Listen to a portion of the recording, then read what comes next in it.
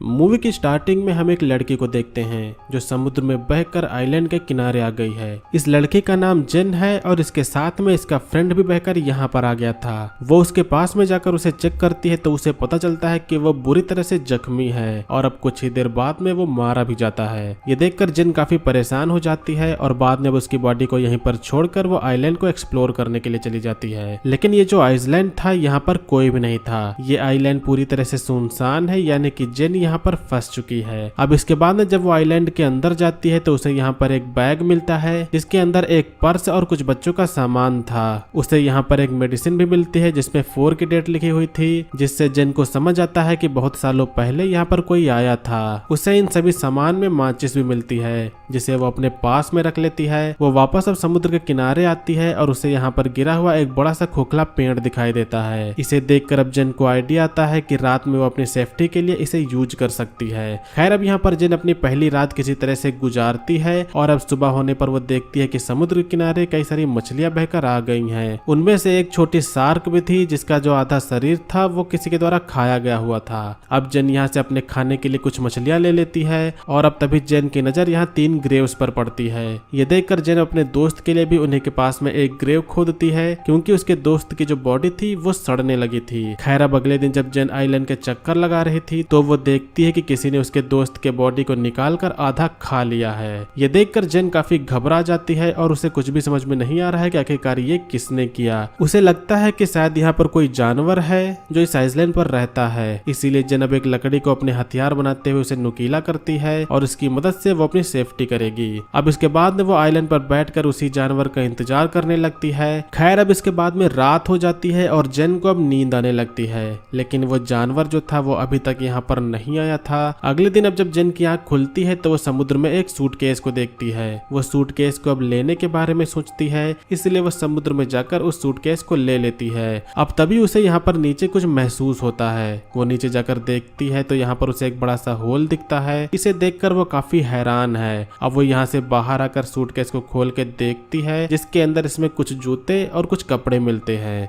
इन कपड़ों को वो अब पहन लेती है। अब जब रात होती है तो जेन अपने सामान को चेक कर रही थी तो उसे इसमें कुछ फोटोज मिलती हैं जिन्हें वो देखने लगती है और इन्हें देखकर वो समझ जाती है कि यहाँ पर शायद कोई फैमिली छुट्टी बिताने के लिए आई थी जिसमें एक कपल और उनके 2 बच्चे थे। अब तभी जेन के ऊपर एक प्लेन गुजरता है। ये देखकर जेन अपनी एयर गन चलाती है, लेकिन इसका कोई भी फायदा नहीं होता क्योंकि तब तक वो जो प्लेन था वो जा चुका था। अब जब फ्लेयर की बुलेट नीचे आ रही थी तभी जेन देखती है कि उसकी परछाई में कोई क्रिएचर जैसा शख्स उसके सामने खड़ा हुआ है। ये देखकर वो काफी घबरा जाती है और वो आइलैंड के दूसरी तरफ भागने लगती है। वो एक जगह पर अब जाकर छिप जाती है। वो जो क्रिएचर था वो यहाँ पर आकर जेन को अब ढूंढने लगता है। इसे देखकर वो और भी डर जाती है और अब आज की रात इसी तरह से बीत जाती है। अब अगली सुबह जेन फिर से उन्हीं फोटोज को देख रही होती है। वो फोटो में 2 चमकती हुई आंखों को नोटिस करती है जिसमें वो समझ जाती है कि ये वही क्रिएचर है और शायद इसी क्रिएचर ने इस फैमिली को मारा होगा। ये देखकर जेन अब और भी ज्यादा डर जाती है और अब वो किसी भी तरह से इस आइलैंड से निकलना चाहती है। अब इसके बाद में वो अपने सूटकेस को खोलती है और अपनी लाइफ जैकेट निकालती है।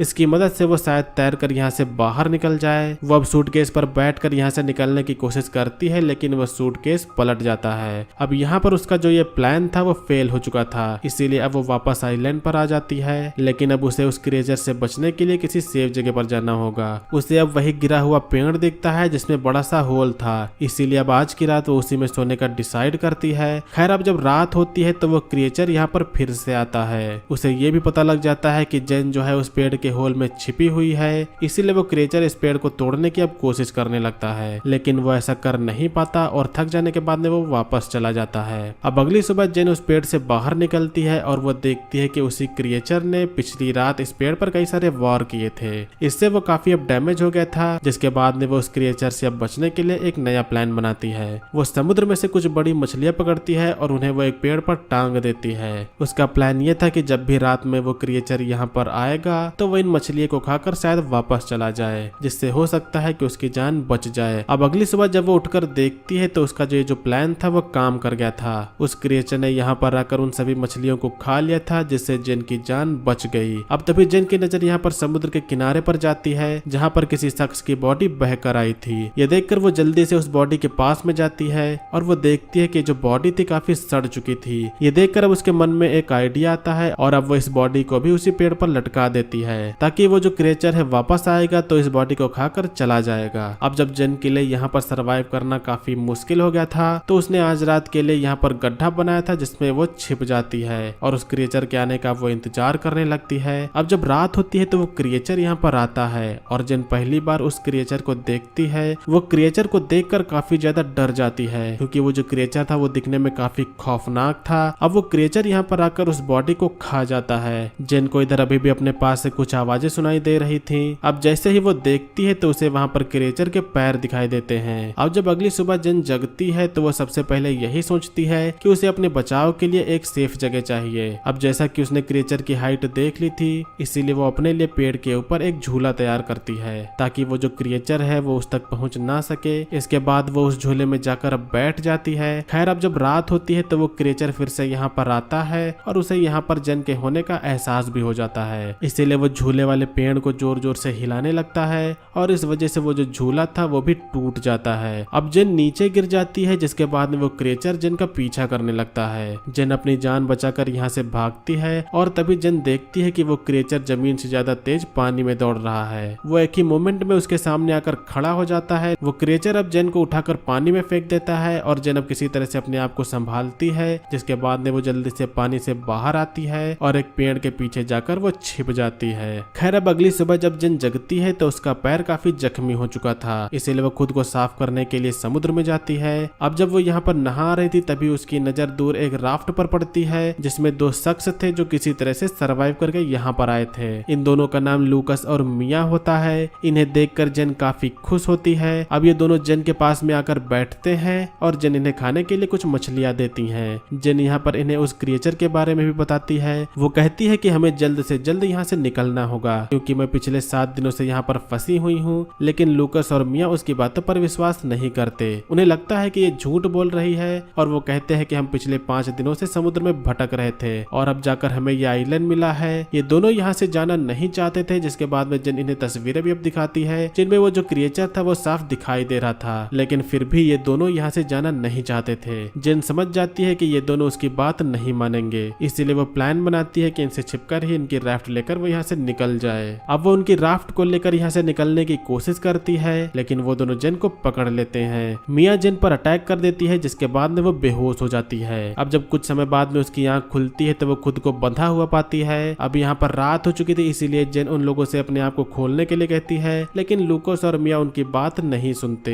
इसके बाद में मिया आइलैंड पर घूमने के लिए निकल जाती है और लूकस वहीं जेन के पास में रुकता है। इधर जब मिया वॉक कर रही थी तो वो क्रिएचर पानी से निकलकर उसके ऊपर अटैक कर देता है। उसकी आवाज को सुनकर लूकस अब तुरंत वहां पर जाता है, लेकिन वो क्रिएचर मिया को पानी में खींच ले जाता है और उसे मार देता है। ये देखकर लूकस बहुत ही डर जाता है और वो डर कर एक पेड़ पर चढ़ जाता है। अब सुबह हो जाती है, लेकिन लूकस जो था वो पेड़ से नीचे नहीं आ रहा था। उसे जेन की बात अब समझ आ चुकी थी। जेन उससे कहती है कि वो क्रिएचर जो है वो सिर्फ रात में ही आता है, और ये बात सुनकर लूकस अब पेड़ से नीचे आता है। अब जेन लूकस से कहती है कि हमें जल्द से जल्द इस आइलैंड से निकलना होगा। लूकस उसकी बात मानने के लिए अब तैयार था। अब ये लोग कुछ मछलियां और कुछ नारियल अपने साथ में रख लेते हैं और साथ में कुछ सरवाइव करने के लिए सामान भी रख लेते हैं। यहाँ पर लूकस काफी डरा हुआ था, जिससे जेन उसे समझाते हुए कहती है कि वो क्रिएचर सिर्फ रात में अटैक करता है। अभी रात होने में काफी समय है और तब तक हम इस आइलैंड से काफी दूर जा चुके होंगे।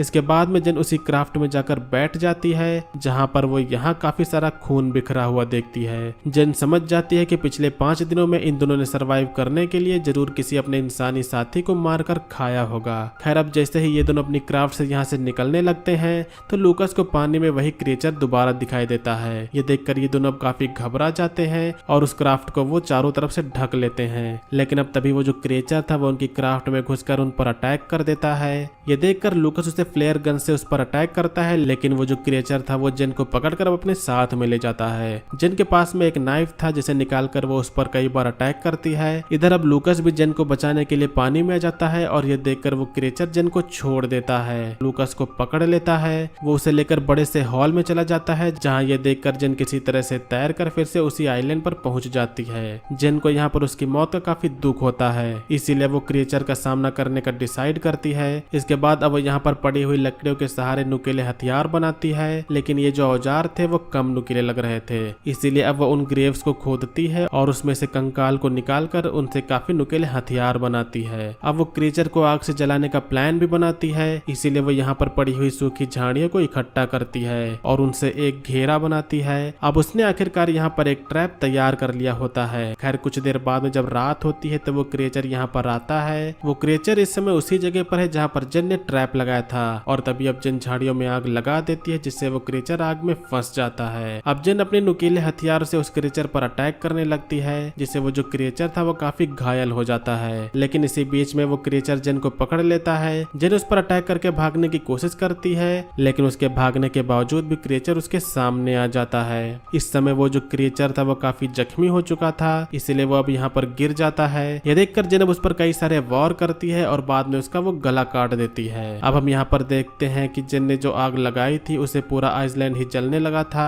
यानी कि अब इतनी बड़ी आग को देखकर कोई ना कोई जेन को बचाने यहाँ पर जरूर आ जाएगा।